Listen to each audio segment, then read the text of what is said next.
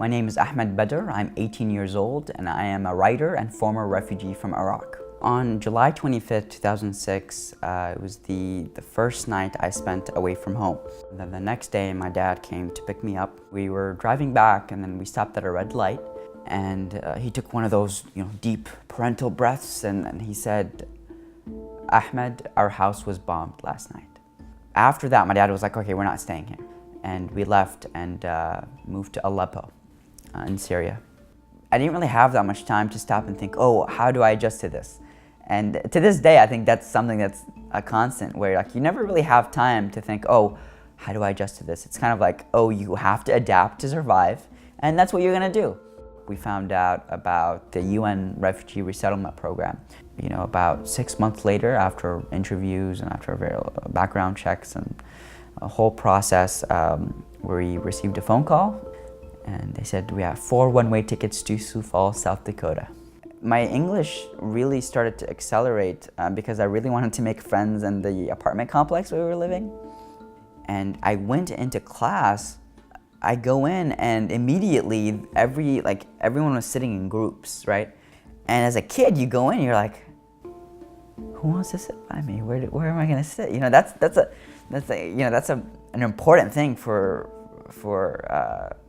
a young person. Is like, oh, where do I fit in? I started making friends, and when they would hear that I was from Iraq and that I was Muslim, they would make these jokes of like, oh, well, you're Muslim, so you're a terrorist, right? The political climate that was making itself apparent or was making itself visible was subtle at first, and then I couldn't ignore it anymore. I started writing about my family's journey, and that turned into a book, a manuscript, cataloging the journey from Iraq to Syria to America.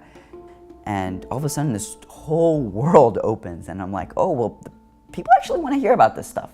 People start reading my blog and my essays, they look at my photographs, they read my poems, the poems were so bad at the beginning, my God.